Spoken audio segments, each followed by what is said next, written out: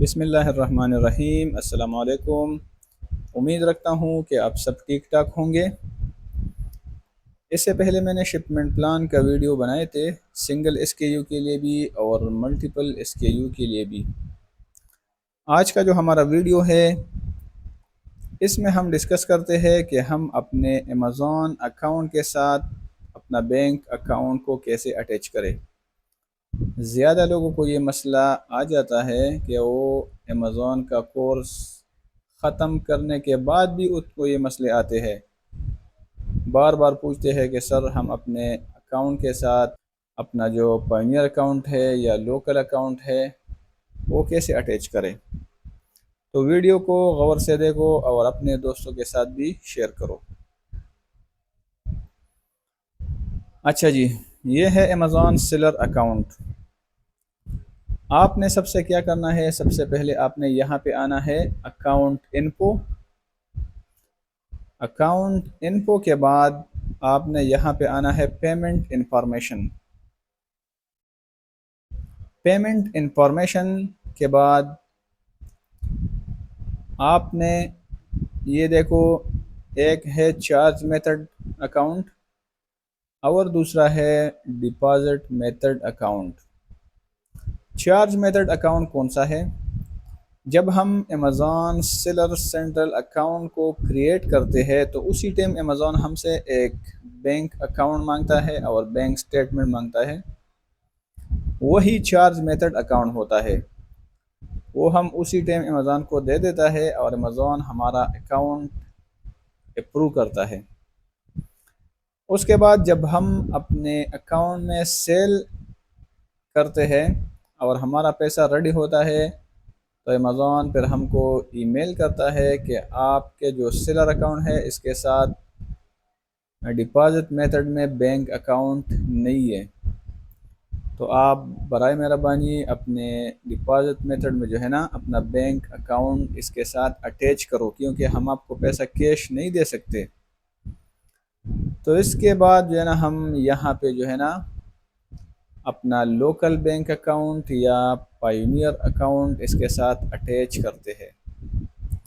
जो लोग यूएई में रहते हैं, केएसए में रहते हैं, वो यहाँ अपना लोकल जो बैंक अकाउंट है वो भी इसके साथ अटैच कर सकते हैं। लेकिन बेहतर ये है, बेस्ट ऑप्शन ये है कि आप अपने डिटेल पर जो है ना पायोनियर अकाउंट बनाओ और वही पायोनियर अकाउंट जो है ना इसके साथ अटैच करो। तो कैसे अटैच करना है? यहाँ पे आना है डिपॉजिट मेथड में। डिपॉजिट मेथड के बाद जो है ना ये आपसे दोबारा लॉगिन चाहते हैं, अभी ओटीपी भी चाहिए इसके लिए। ओटीपी है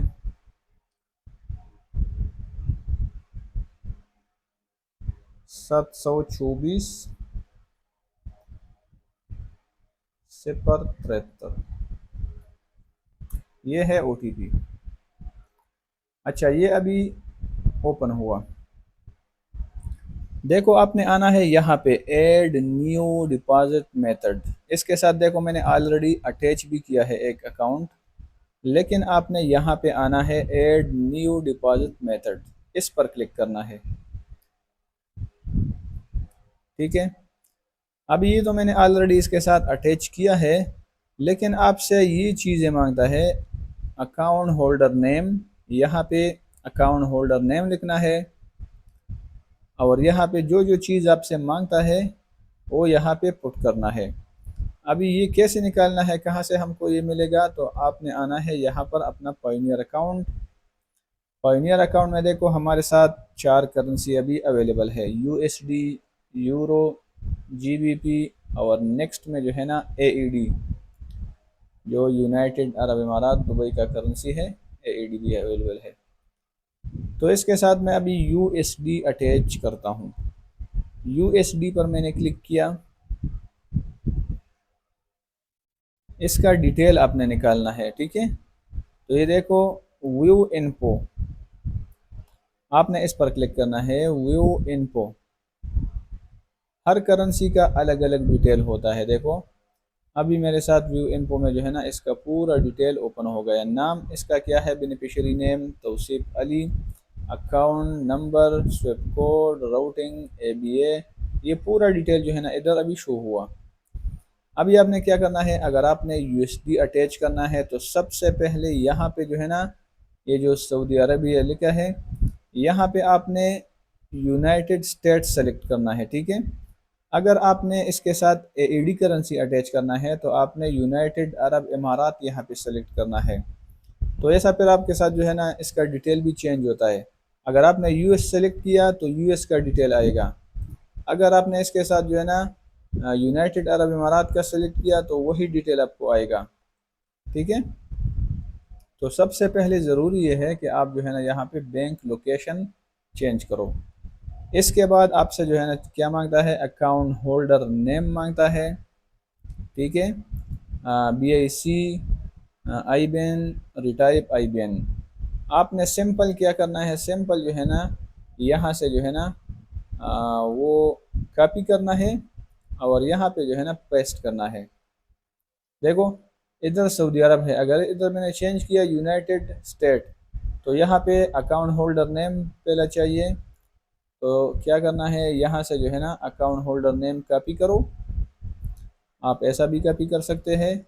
और ये जो निशान है ये यहाँ से भी आप कॉपी कर सकते हैं, इधर से कॉपी करो और इधर पेस्ट करो। फिर आपसे जो है ना यूनाइटेड स्टेट में जो है ना ये BIC पर नहीं आएगा, यहाँ पे आएगा राउटिंग नंबर। तो राउटिंग नंबर यहाँ है, देखो ये राउटिंग नंबर है, आपने सिंपल ये कॉपी करना है, ठीक है। और यहाँ से भी आप कॉपी कर सकते हैं। तो राउटिंग नंबर जो है ना कॉपी करो और यहाँ पे पेस्ट करो, ठीक है। ये अभी सऊदी अरब है, मैंने अटैच किया ना, लेकिन जब US आएगा यूनाइटेड स्टेट तो यहाँ राउटिंग नंबर आएगा।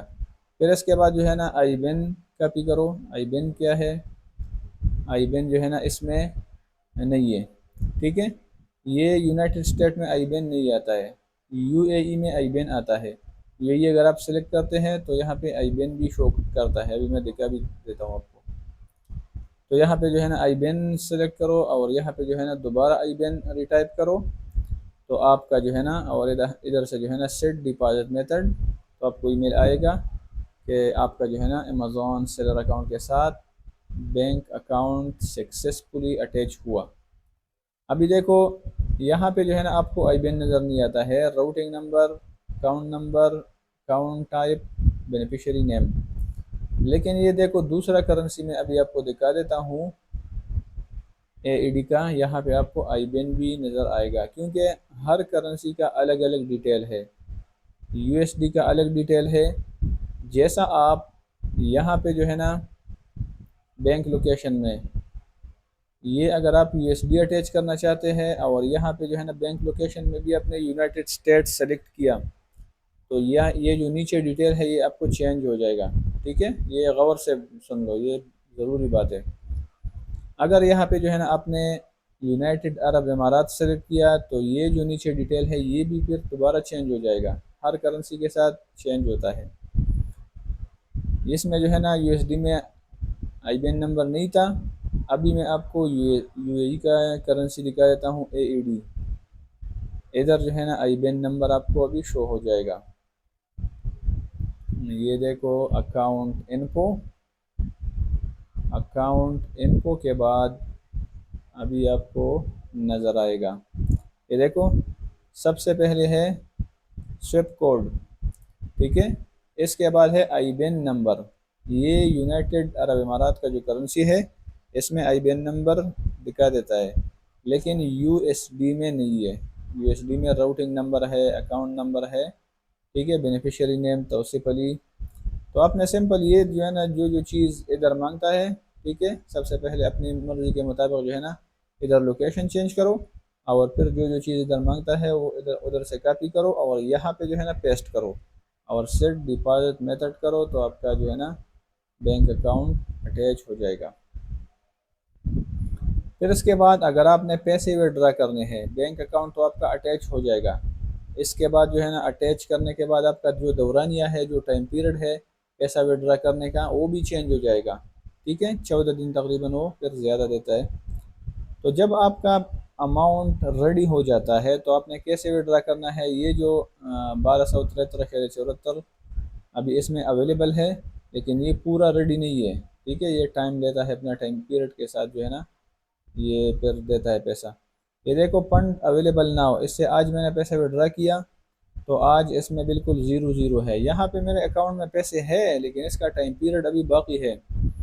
तो जो अमाउंट रेडी हो जाता है वो यहाँ पे आ जाता है, फंड अवेलेबल नाउ। ठीक है, इधर आ जाता है। जितना रेडी है तो आप इधर से जो है ना आपको एक बटन भी फिर दिखाई देता है कि रिक्वेस्ट। आप जब रिक्वेस्ट पर क्लिक करोगे तो आपसे दोबारा ओटीपी मांगेगा। दोबारा ओटीपी एंटर करने के बाद आपको जो है ना ईमेल आएगा कि आपका अमाउंट जो है ना on the way, your payment is on the way. 3 to 5 days में जो है ना आपको आपका पेमेंट जो है ना आपका लोकल बैंक अकाउंट में या आपका पायोनियर जो भी आपने अटैच किया होगा उसमें आएगा। ठीक है, तो उम्मीद रखता हूँ कि इंशाल्लाह ये मसला भी आपका हल होगा। वीडियो को वॉच करो और अपने दोस्तों के साथ भी शेयर करो। तो इंतज़ार करो नेक्स्ट वीडियो तक। ठीक है, अपना ख्याल रखना और अपना यूट्यूब चैनल का भी ख्याल रखना ज़रूर। Okay, thank you.